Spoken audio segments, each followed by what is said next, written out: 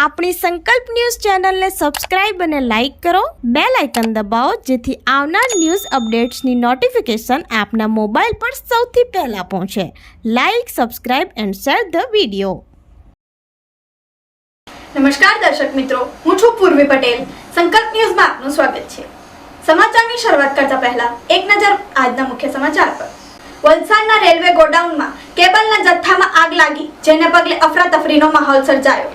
આગ લાગતા દૂર દૂર સુધી ધુમાડા ગોટે ગોટા જોવા મળ્યા. વલસાડ નગરપાલિકાની ફાયર ટીમે આગ પર કાબુ મેળવ્યો. વલસાડના રેલવે ગોડાઉનમાં કેબલના જથ્થામાં આગ લાગી છે, જેને પગલે અફરાતફરીનો માહોલ સર્જાયો છે. ભીષણ આગ લાગતા દૂર દૂર સુધી ધુમાડાના ગોટે ગોટા જોવા મળ્યા હતા. આ ઘટનાની જાણ થતાં જ વલસાડ નગરપાલિકા અને GSPCની ફાયરની ટીમો તાત્કાલિક ઘટના સ્થળે પહોંચી હતી અને આગ પર કાબુ મેળવ્યો હતો. વલસાડના રેલવે ગોડાઉનમાં ભીષણ આગ લાગી હતી. જોતજોતામાં આગે વિકરાળ સ્વરૂપ ધારણ કર્યું હતું. રેલવે ગોડાઉનમાં PVC પાઇપ અને કેબલ વાયરોમાં આ આગ લાગી હતી, જેને પગલે રેલવેના અધિકારીઓ દોડતા થયા હતા. તેમજ આગની ઘટનાની જાણ થતાં જ ફાયર વિભાગની ગાડીઓ પણ ઘટના સ્થળે પહોંચી હતી અને આગ પર કાબુ મેળવ્યો હતો. જે જગ્યાએ આગ લાગી હતી તેની બિલકુલ નજીકથી જ ગેસ લાઇન પસાર થતી હોવાથી તંત્ર દ્વારા તકેદારી રાખવામાં આવી હતી.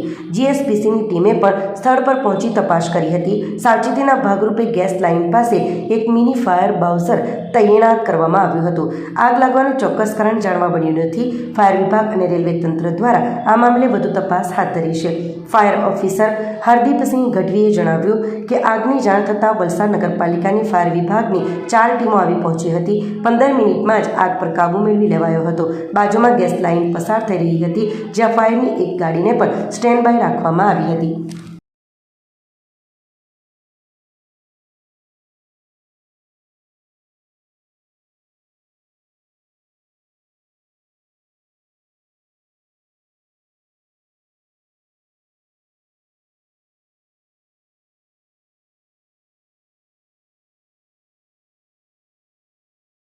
વલસાડમાં રામનવમી પર્વની રામ જન્મોત્સવ આયોજન સમિતિ દ્વારા પત્રકાર પરિષદ યોજાઈ. વલસાડ શહેરમાં રામનવમી પર્વની ઉજવણી માટે તૈયારીઓ તેજ બની છે. રામ જન્મોત્સવ આયોજન સમિતિ દ્વારા વલસાડ સર્કિટ હાઉસ ખાતે પત્રકાર પરિષદ યોજી કાર્યક્રમની વિગતવાર માહિતી અપાઈ હતી.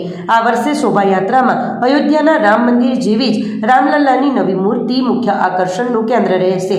આયોજન સમિતિના સભ્ય હિતેશ પટેલે જણાવ્યું કે ભગવાન રામની નવી મૂર્તિ લાવવામાં આવી છે. તેનું અનાવરણ રામનવમીના પાવન દિવસે બપોરે 12 કલાકે કરવામાં આવશે. સ્નેહલ દેસાઈએ માહિતી આપતા જણાવ્યું કે શોભાયાત્રાનો પ્રારંભ રેલવે ગોદીથી થશે. તે Navrang lassi circle, Bechar road, Chipuvad, Tariyavad, MG road અને ટાવર થઈ દાદિયા ફળિયા ખાતે પૂર્ણ થશે. શોભાયાત્રામાં રામ, લક્ષ્મણ, જાનકી અને કૃષ્ણ ભગવાનની વિવિધ જીવંત ઝાંખીઓ જોવા મળશે. સમગ્ર શોભાયાત્રા દરમિયાન સતત સુંદરકાંડના પાઠ પણ ચાલશે.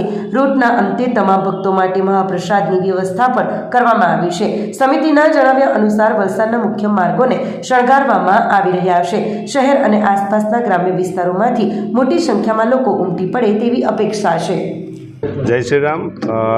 દર વખતેની જેમ વલસાડમાં આ વખતે પણ ભવ્ય રામ જન્મોત્સવ સમિતિ દ્વારા રામનવમીના દિવસે શોભાયાત્રા નીકળવા જઈ રહી છે. અને આ વખતે શોભાયાત્રામાં જેમ તમે જોઈ શકો છો કે એની તૈયારી એકદમ ભાવપૂર્વક થઈ રહી છે. હરેક લોકો પોતપોતાનું યોગદાન આપી રહ્યા છે અને શહેરને જેમ લગ્ન પ્રસંગો એ રીતે શણગારવામાં આવ્યું છે.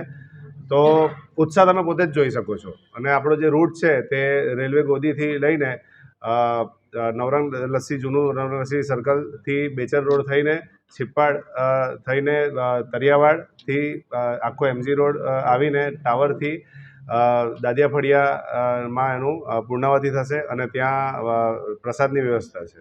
વિશેષતા એ છે કે આ વખતે આપણે રામનવમી મનાવવા જઈ રહ્યા છે ત્યારે મંદિરનું 100% નિર્માણ થઈ ગયું છે.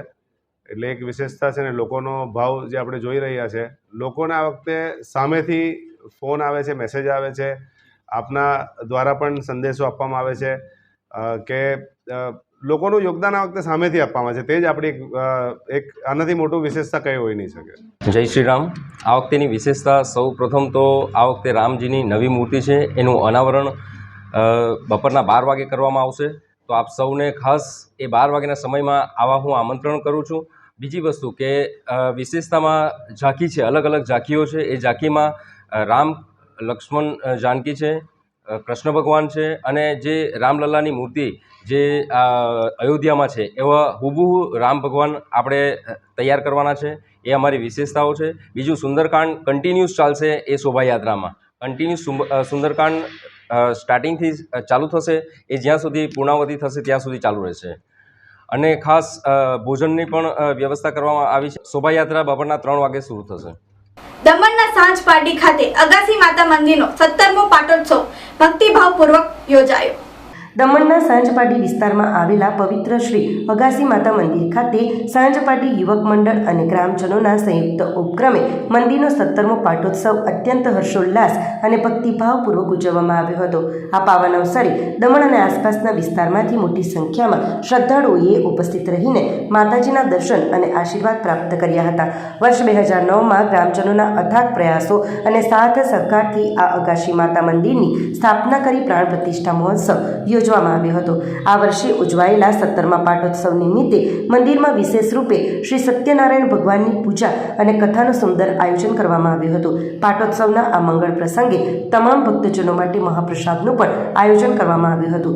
મોટી સંખ્યામાં શ્રદ્ધાળુઓએ મહાપ્રસાદનો લહાવો લીધો હતો.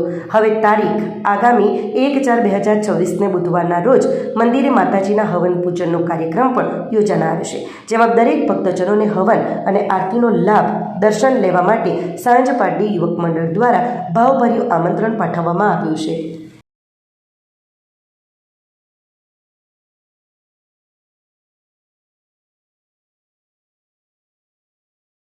દમણવાસીઓને સર્વને ભક્તજનોને સાંજપાટી યુવક મંડળ તરફથી વધારે જય માતાજી. અમારું મંદિર અગાસી માતા મંદિરનો પ્રાણ પ્રતિષ્ઠા મહોત્સવ અમે 2009માં કર્યો હતો.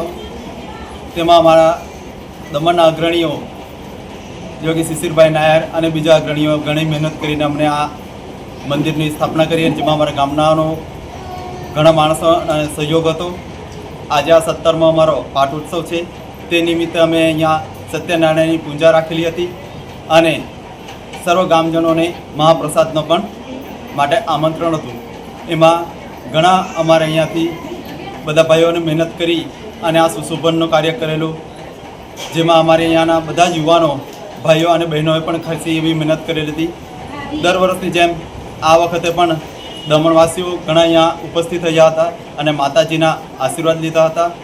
આવી જ માતાજીના આશીર્વાદ આપણે દમણ પર રહે અને બધાને સુખ, સમૃદ્ધિ અને શાંતિ આપે તેવી માતાજી પાસે પ્રાર્થના. વાપીમાં પ્રથમ વખત ભજન ક્લબિંગનું આયોજન. વાપી એલાઇટ ચેરિટી એસોસિએશન દ્વારા વાપીમાં પ્રથમવાર આધ્યાત્મિક અને મનોરંજક કાર્યક્રમ ભજન ક્લબિંગનું આયોજન આગામી તારીખ 11 એપ્રિલ 2026ના રોજ વાપી વીઆઈ ગ્રાઉન્ડમાં કરવામાં આવ્યું છે. ટાઇટલ સ્પોન્સર તરીકે પ્રમુખ ગ્રુપ કોઓપરેટિવ, સ્પોન્સર તરીકે ટર્નિંગ પોઈન્ટ તથા અન્ય સ્પોન્સર તરીકે એમડી રિયાલિટી અને મહિન્દ્રા રાઇસ છે.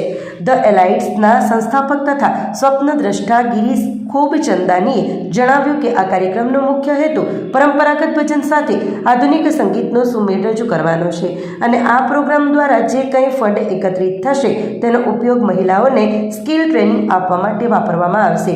જે અંતર્ગત એલાઇટ સંસ્થા દ્વારા સિલાઈ કામના અર્થે એક અલાયદું સ્કિલ સેન્ટર ખોલવાની પણ જાહેરાત કરી હતી. પ્રોજેક્ટ ચેરમેન ગૌરવ અગ્રવાલે જણાવ્યું કે આ કાર્યક્રમનો મુખ્ય ઉદ્દેશ્ય ભજનને નવી પેઢી સાથે જોડવાનો અને સાંસ્કૃતિક મૂલ્યોને પ્રોત્સાહન આપવાનો છે. દિલ્હીની પ્રખ્યાત બેન્ડ કેશવમ તેમની જીવંત રજૂઆતો જનતાને ભક્તિમય વાતાવરણમાં લીન કરી દેશે. વિનીત ઓઝા અને કમલેશ કુમાવત, મેન્ટર મયુર શાહ અને લાખન સેન તથા પ્રમુખ ગ્રુપથી રોહન ખોડભાયા અને રાજ ભાટુ તથા મહેન્દ્ર રાઈસથી વિશાલ મહેશ્વરી તથા ઇલાઇટના અન્ય સભ્યો પણ હાજર રહ્યા હતા.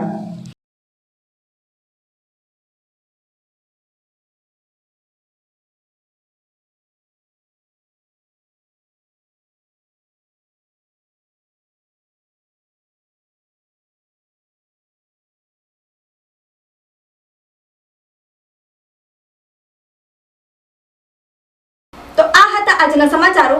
નવા સમાચારો સાથે કાલે ફરી મળીશું. નમસ્કાર. આપણી સંકલ્પ ન્યૂઝ ચેનલને સબસ્ક્રાઇબ અને લાઇક કરો, બેલ આઇકન દબાવો જેથી આવનાર ન્યૂઝ અપડેટ્સની નોટિફિકેશન આપના મોબાઈલ પર સૌથી પહેલાં પહોંચે. Like, subscribe and share the video.